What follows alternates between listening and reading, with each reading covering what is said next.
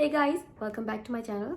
अगर आप मेरे चैनल पे नए हैं तो मेरा नाम अमृता रूपानी है और आज की जो वीडियो है वो बहुत ही ज़्यादा रिक्वेस्टेड है क्योंकि मैंने अपनी किसी पिछली वीडियो में जो है अपनी जॉब्स के बारे में बताया था जो भी मैंने कनाडा में की है। तो आप में से बहुत सारे लोगों ने मुझसे ये रिक्वेस्ट की कि मैं उन सारी जॉब्स की जो है वो सैलरी भी आपसे शेयर करूँ। तो इसीलिए इस वीडियो में मैं डिस्कस करूँगी आपसे मैंने जो भी जॉब्स की उनके लिए मुझे जो भी सैलरी मिलती थी वो भी। तो चलिए स्टार्ट करते हैं आज की वीडियो। तो कनाडा आते ही जो मैंने फ़र्स्ट जॉब की थी वो कस्टमर सर्विस रिप्रेजेंटेटिव थी या फिर उसे हम कैशियर की भी जॉब कहते हैं। वो फ्रेंचाइज में मुझे पहली जॉब मिली थी कनाडा आने के एक हफ्ते के बाद ही और इस फ्रेंचाइज का नाम सबवे था और वो एक पार्ट टाइम जॉब थी क्योंकि मुझे स्कूल जाना था और अपने कोर्सेज को अपग्रेड करना था और आगे भी पढ़ना था मुझे। सो एनीवेज वहाँ पे जो मुझे पे ऑफ़र हुई थी वो थी 11 से $12 पर आवर।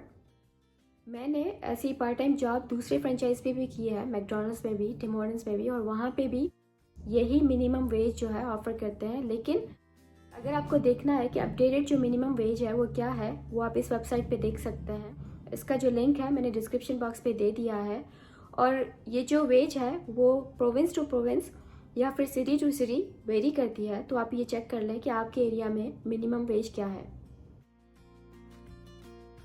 तो मैंने अपनी पढ़ाई के दौरान इन फ्रेंचाइज पे जॉब की इन्हीं पोजीशंस पे क्योंकि ये लोग बहुत ही फ्लेक्सिबल आवर्स ऑफर करते हैं जो कि आपके लिए सूटेबल होता है पढ़ाई के दौरान। कुछ टाइम के बाद मुझे ये फील हुआ कि मुझे ऑफिस जॉब ढूंढनी चाहिए क्योंकि मुझे कनाडा का जो ऑफिस वर्क कल्चर है वो मुझे सीखना था। तो इसीलिए मैंने पार्ट टाइम ऑफिस जॉब ढूंढना शुरू कर दिया अपने पढ़ाई के दौरान ही, क्योंकि हफ्ते में कुछ दिन जो है मेरी क्लासेस होती थी। तो बहुत सारी जो ऑफिस जॉब्स होती हैं जैसे कि ऑफिस एडमिनिस्ट्रेटर, ऑफिस असिस्टेंट या फिर रिसेप्शनिस्ट की जो जॉब है, इस वेबसाइट पे आपको बहुत सारी पोस्टिंग मिलेंगी और इस वेबसाइट का नाम है किजीजी। तो इस वेबसाइट पे जाके मैंने रोज़ाना 2 से 3 जॉब्स को मैं अप्लाई करती थी। तो फाइनली इसी वेबसाइट से मुझे एक जॉब मिली। पोजीशन का नाम था ऑफिस एडमिनिस्ट्रेटर और वो एक छोटी सी ही कंपनी थी जहाँ पे मुझे बहुत सारी ड्यूटीज़ करनी होती थी। तो वो मेरी फ़र्स्ट ऑफिस जॉब थी कनाडा में पार्ट टाइम। तो मैं फ्राइडेज, सैटरडे और संडे को काम करती थी वहाँ पे। तो इस जॉब के लिए जो मुझे पे ऑफ़र हुई थी वो थी $14 पर आवर। तो आप ये कह सकते हैं कि ये जो ऑफिस वाली जॉब पोजीशंस हैं जैसे कि ऑफिस एडमिनिस्ट्रेटर या फिर ऑफिस असिस्टेंट या फिर रिसेप्शनिस्ट, तो इन जॉब्स पे जो मिनिमम वेज होती है वो होती है 14 to 17 पर आवर की रेंज में। वो डिपेंड करता है कि आप कौन से प्रोविंस में या फिर कौन से शहर में रहते हैं कनाडा के, और ये आप चेक कर सकते हैं इस वेबसाइट पे।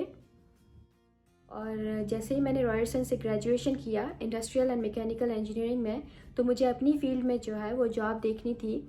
लेकिन जैसे कि आपको पता है कि इंजीनियरिंग फील्ड में अगर आपके पास एक्सपीरियंस नहीं है तो थोड़ा चैलेंजिंग हो जाता है जॉब ढूंढना। तो इसीलिए मुझे कहीं ना कहीं से स्टार्ट करना था। सो मैंने एज ए टेक्नीशियन जॉब्स के लिए अप्लाई करना शुरू कर दिया और मुझे एक ऑप्थेमोलॉजिस्ट की ऑफिस में एज ए टेक्नीशियन की जॉब मिली और वहाँ पे मुझे आई टेस्टिंग के इक्विपमेंट से डील करना होता था।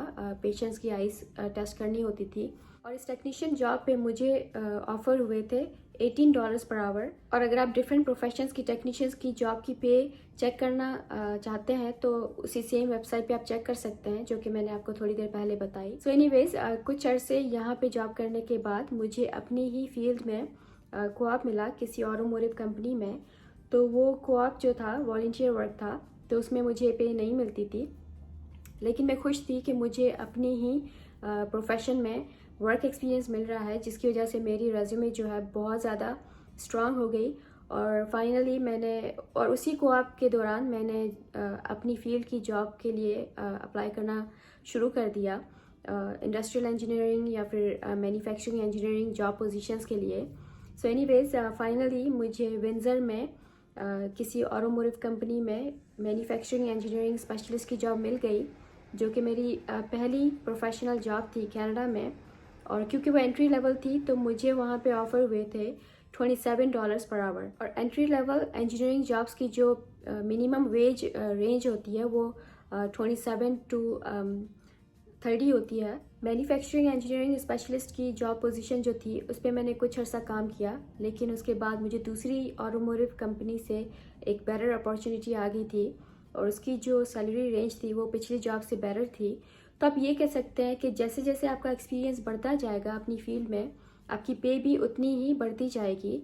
तो अगर आपके पास तकरीबन 7 से 8 साल से ज़्यादा एक्सपीरियंस है इंजीनियरिंग फील्ड में और आप बहुत ही ज़्यादा कॉम्पिटेंट और क्वालिफाइड इंजीनियर है, तो आपको 125K पर ईयर से भी ज़्यादा मिल सकते हैं। अच्छा, तो ये सब मेरी जॉब्स थी और उनकी सैलरी रेंज थी, और मैं उम्मीद करती हूँ कि जो मैंने आपको सैलरी रेंज बताई है अपनी जॉब्स की, वो आपको ज़रूर हेल्प करेगी अपनी जॉब सर्च में या फिर इंटरव्यू में नेगोशिएशन के लिए। सो आज के लिए बस इतना ही, और अगर आपको कोई सवाल है तो आप वो कमेंट बॉक्स में पूछ सकते हैं। और अगर आप जानना चाहते हैं कि कनाडा में कैसे जॉब सर्च करते हैं या फिर मुझे जॉब कैसे मिली, तो उस पर मैंने बहुत सी वीडियोस बनाई हैं और वो बहुत ही ज़्यादा हेल्पफुल है। अगर आपको ये वीडियो अच्छी लगती है तो इसे थम्स अप दें और मेरे चैनल को भी ज़रूर सब्सक्राइब करें, क्योंकि मैं बहुत ज़्यादा यूज़फुल कंटेंट बनाने वाली हूँ। और अपना बहुत ज़्यादा ख्याल रखें, और मैं आपसे मिलती हूँ दोबारा अगली वीडियो में।